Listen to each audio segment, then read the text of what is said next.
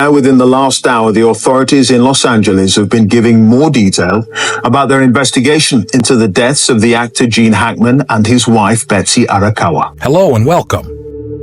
Gene Hackman wasn't just a Hollywood icon. He was an enigma. A man who built his career playing characters of unshakable resolve, only to spend his final decades vanishing into the shadows.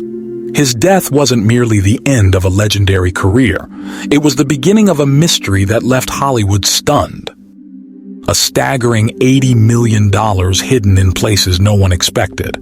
Cryptic handwritten notes that hinted at secrets long buried. A life carefully designed to leave no trace. Gene Hackman's final act wasn't a farewell. It was a riddle that no one could solve. For decades, he was one of the most respected figures in the industry. A two-time Academy Award winner. A leading man whose performances commanded the screen with effortless intensity. And yet, he never played the Hollywood game. He avoided the press, turned down interviews, and refused to bask in the limelight that others craved. Then, in 2004, he made a decision that shocked the world. He walked away. No retirement tour, no dramatic farewell, no grand speech to celebrate his achievements. He simply disappeared. New Mexico became his sanctuary. Far from the flashing cameras and relentless expectations, he built a life of quiet solitude in the rugged landscapes of Santa Fe. His days were spent painting, cycling along dusty back roads and watching the sunset bathe the mountains in gold. Locals would occasionally catch glimpses of him, a wiry old man on a bicycle, his face eerily familiar. Some recognized him. Most did not dare to ask. Hollywood, however, refused to let go. Studios continued to send him scripts, pleading for one last performance. Directors dreamed of his return, but Hackman had made up his mind. In a rare interview, he uttered words that sealed his departure. "I've said everything I need to say." At 90, he had no interest in fame, no desire to reclaim his throne. All he wanted was silence. But silence isn't always a choice. It's often a consequence. As he retreated further from public life, whispers of his declining health began to circulate. Friends spoke of heart issues, of moments when his body betrayed him. The man who had once seemed indestructible was fading. His family had already spent years grappling with his absence. Hackman's first marriage to Faye Maltz lasted 3 decades, but despite their time together, his children barely knew him. His daughter, Elizabeth, once said, "He was always working, always somewhere else. We had a father in name only." The emotional distance between them was immeasurable. He had been present in their lives in only one way, financially. After divorcing Maltz, he married Betsy Arakawa, a pianist 30 years his junior. But even with a new wife, his relationships with his children never mended. Calls grew infrequent, visits became rare, and holidays passed without so much as a word. Friends suspected that Hackman's self-imposed exile wasn't just about escaping Hollywood, it was about escaping the life he had left behind. He never spoke of regret, but those who knew him best saw it in his eyes. When his final days arrived, there were no grand gestures, no dramatic confessions. He slipped away quietly, just as he had lived for the last 2 decades. His death was announced in a brief obituary, tucked away in a small Santa Fe newspaper before the world had time to react. And that's when the real story began. For years, no one knew the true scale of his wealth. His family believed his estate was modest, a house in Santa Fe, a small bank account, and a vintage Hudson Hornet from his younger days. A comfortable fortune, nothing more. But as they started digging, they uncovered something astonishing. Gene Hackman had spent decades meticulously constructing a hidden financial empire, properties under false names, investments in early internet startups, offshore accounts in the Cayman Islands, Swiss bank deposits buried beneath layers of legal protection. The first clue came in the form of an old wooden chest discovered in a Santa Fe warehouse. Inside were documents, personal letters, and financial records detailing a web of secret transactions. There were notes scrawled in Hackman's own handwriting, enigmatic phrases that hinted at a deeper purpose. One simply read, "I built this not to leave behind wealth, but to leave behind control." His children were left stunned. Who was he protecting his fortune from, and why had he gone to such extreme lengths to hide it? Investigators soon uncovered that Hackman's assets were worth far more than anyone had imagined. His secret fortune exceeded $80 million, scattered across investments in land, technology, and renewable energy. Some believed he had been planning something bigger, something the world would never fully understand. Others speculated that he had set up an elaborate system to ensure that no one, not even his own family, could claim his wealth after his passing. Then came the final question. Had he already given it away? Rumors swirled that in his final years, Hackman had begun secretly donating to causes that no one could trace. Some said he was seeking redemption. Others believed he was simply ensuring his money would never be fought over. No matter the truth, one thing remained clear. Gene Hackman had mastered the art of secrecy. Gene Hackman's wealth was a puzzle his family could never solve. The great mystery wasn't just about the money. It was why he had kept it from them. Had he lost faith in them, or were there deeper secrets buried beneath the surface? Rumors swirled among the Hackman family, not from the media but from whispered speculations. Despite growing up under the shadow of their father's fame, his children realized they had never truly known him. Hackman had remained distant, both emotionally and financially, as if fearing that sharing even a portion of his fortune would lead to endless battles. He built walls so thick around his finances that not even his own children could break through. As curiosity turned to desperation, secret investigations were launched.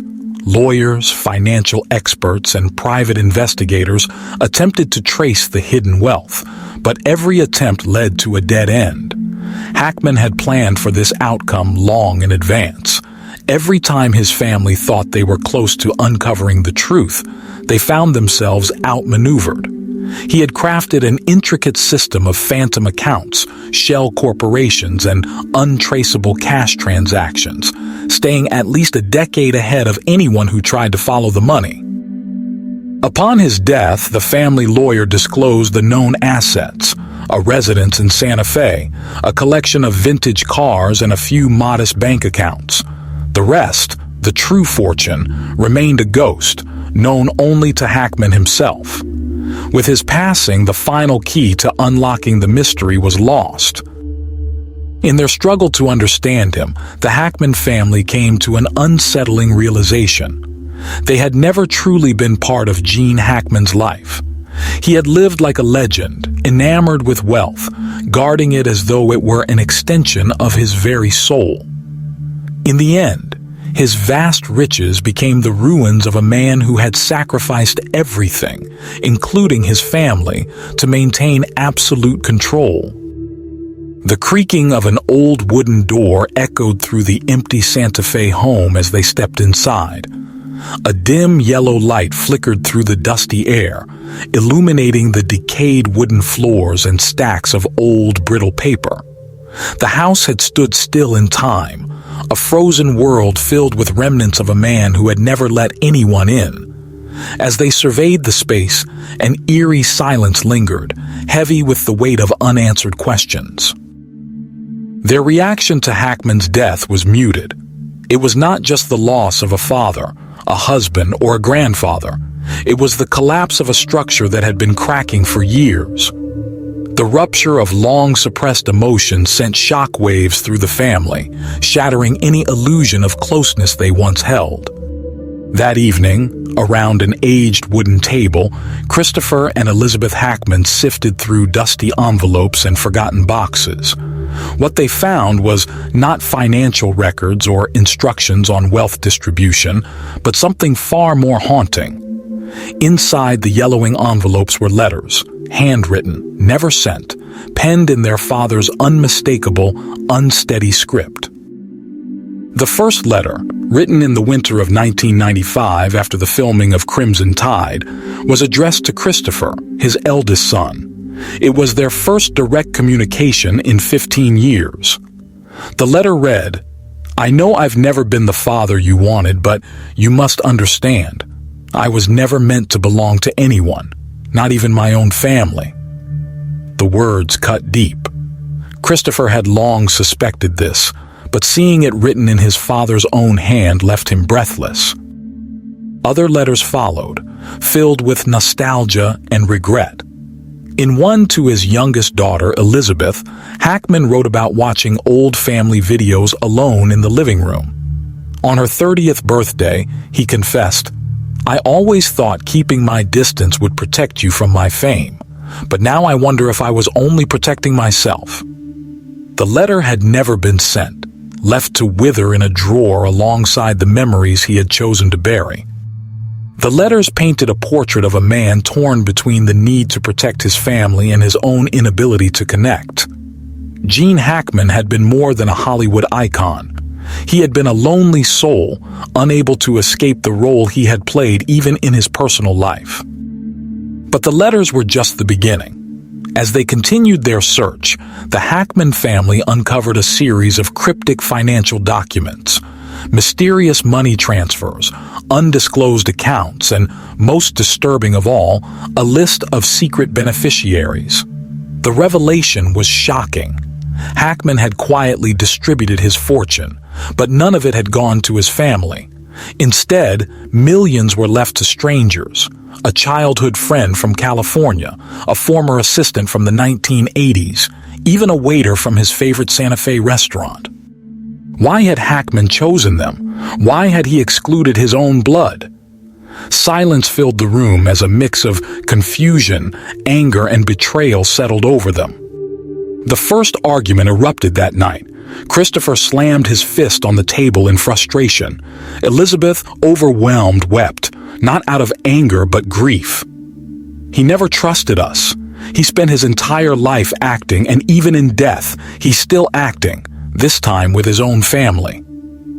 She clutched the letters as if they were the only pieces of her father she had left. The warm memories of childhood, mornings spent reading the newspaper by the window, faded into a cruel reality. Betsy Arakawa, Hackman's second wife, sat silently in the corner. Even after years of marriage, she had never truly understood her husband. Only now, in the aftermath, did the puzzle pieces come together. His sudden disappearances, hurried phone calls, and secretive travels. Hackman had spent a lifetime keeping everyone at a distance. The shocks kept coming. The family lawyer revealed that just months before his death, Hackman had secretly donated over $20 million to an unknown organization called the GH Legacy Fund. No one knew what it stood for, where the money had gone, or what Hackman's ultimate intention had been. But one thing was clear. Gene Hackman had placed his trust in strangers over his own flesh and blood. Tears stained the pages of old letters. The family had not just lost a father. They had lost their final chance at closure, at understanding the man behind the legend. All that remained were unanswered questions and a lingering emptiness. Who had Gene Hackman truly been? A failed father, or simply a man who had been lost long before death took him? Some families are destined to shine, while others remain trapped in the shadows of a legend too great to escape. For the Hackman family, that shadow was inescapable. Christopher and Elizabeth had grown up known only as Gene Hackman's children. No matter what they achieved, their accomplishments were measured against his, a burden they had carried their entire lives. After Hackman and Betsy's deaths, the secrets of his fortune began to unravel. Yet instead of freedom, the inheritance became a golden chain, heavier than before. As the family sat in stunned silence, the lawyer read the will. Over $80 million in assets, real estate in California and New Mexico, rare artwork, antique cars, and undisclosed investments. But Hackman's control extended even beyond the grave. He had left strict conditions. No one in the family could use his name for memoirs, documentaries, or to sell personal stories. Contesting the will in the media would lead to immediate disinheritance. Most chilling of all was the untouched fund, a mysterious financial entity Hackman had built over 3 decades. If any family member accessed it, they forfeited their right to the rest of the inheritance. It was Hackman's final power play, his ultimate act of control. Even in death, Gene Hackman remained the master of his story. And his family, forever caught in his legacy, was left to grapple with the weight of a fortune they could never truly claim. When Gene Hackman passed away, he left behind more than just a legacy of iconic film roles. Hidden within the walls of his estate were manuscripts, personal notes, and secret papers, fragments of a life he had never fully revealed. For years, the study on the second floor of the Hackman house had remained locked, accessible only to his wife, Betsy. But now, the ancient oak door creaked open, exposing a forgotten world buried beneath dust and time. Stacks of unfinished screenplays, pages from his diary scrawled in unsteady handwriting, and cryptic financial documents hinting at connections to old Hollywood's murky underbelly emerged from the shadows. Among these discoveries were 3 incomplete scripts, one of which stunned his family. Titled The Last Confession, it began with a single haunting line. "If there is an afterlife, I want to be born without anyone knowing who I am." Hackman's notes described the project as a veiled autobiography, his own journey from a struggling Marine to an Oscar-winning actor. He left nothing out. The cracks in his first marriage, the tears of his children, the silent deals that kept him at the top of Hollywood's food chain. It was all there, written in raw, unfiltered words. Scrawled in the margins of the script were scribbled thoughts, echoes of his own self-doubt. How many people have I betrayed to keep Gene Hackman alive? That script was never sent to a studio, never developed beyond his lonely musings. It remained just one of many dreams he lacked the courage to chase. Alongside the screenplays, the family unearthed 4 personal journals spanning from 1995 to 2022.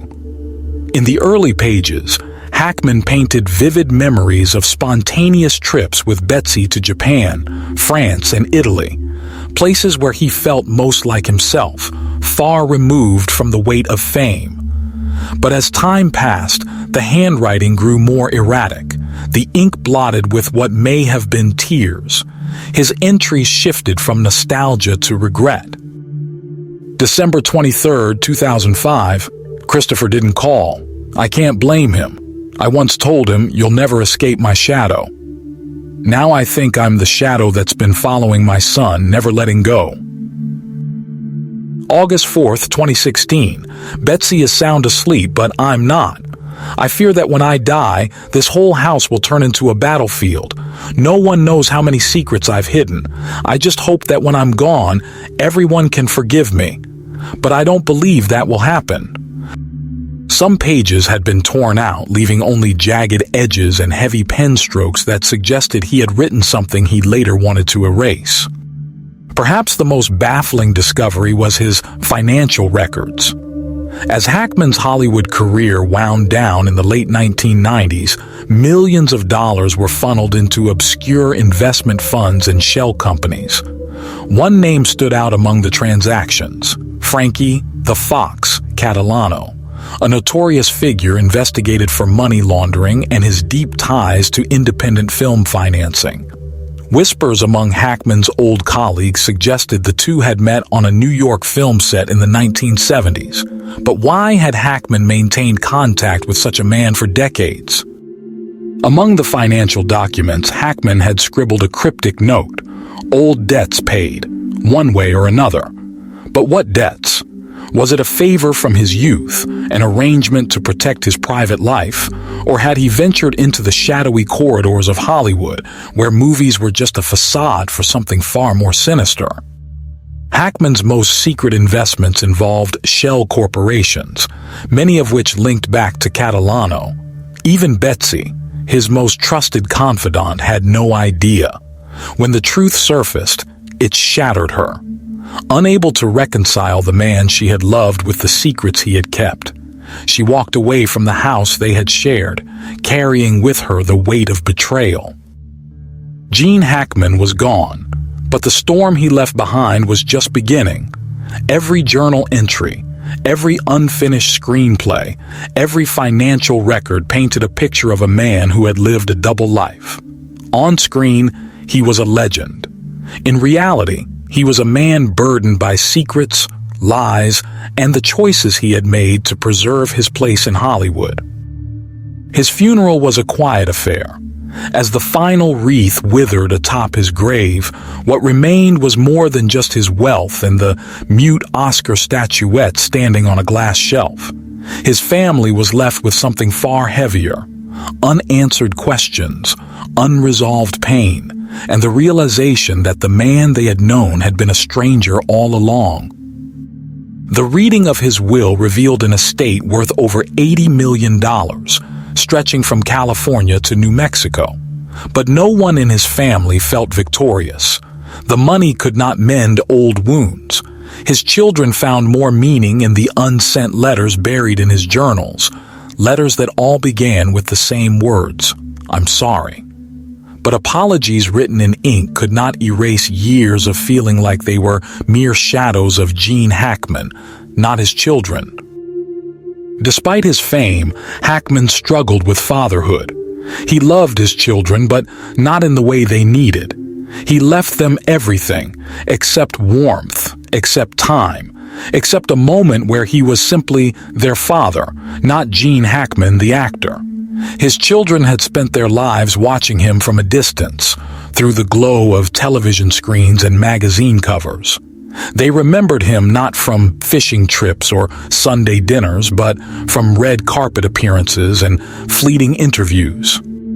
Christopher Hackman, his eldest son, spent sleepless nights replaying his father's films, searching for glimpses of the man behind the characters. But all the screen revealed were Hackman's ambitions, not his love, not his regrets, not the father he had longed for. Hackman was not a cruel man, but he was caught between the demands of his career and the longing for a normal life he would never have. Just when it seemed his legacy would be defined by wealth and scandal, one final revelation emerged. Before his death, Hackman had anonymously established a $10 million fund, redirecting all his posthumous film earnings toward scholarships in schools for underprivileged children. The fund was called The Other Gene, a play on his name and a nod to the boy he once was, the boy who had been expelled from school, who had worked as a busboy, who had dreamed of wearing shoes without holes in them. In a letter to his lawyer, Hackman wrote, "If I could live my life over again, I'd want to start somewhere no one knows my name. I want to be a normal child, with shoes that aren't torn, with meals that don't come with fear of tomorrow." In this final act, he tried to make peace with his past, leaving behind a silent message for his children. "I never forgot who I was. I hope you will find yourselves." As the years passed, his family gathered for quiet movie nights, watching old films not just for entertainment, but to hear his voice, to see him one more time. The lights of Hollywood had long faded, and all that remained was an old man's letters, written in the hope that his children might someday understand the man behind the legend. Gene Hackman died with wealth, but his true legacy was something money could never repair. A story of regret, redemption, and the unspoken love he had left behind. And that's the mystery of Gene Hackman's final act. What do you think? Was he protecting his fortune, or was it something deeper? Let us know in the comments. If you enjoyed this video, don't forget to like, subscribe, and hit that notification bell so you never miss a video. Your support helps us bring you more incredible videos like this. Thanks for watching, and we'll see you in the next one.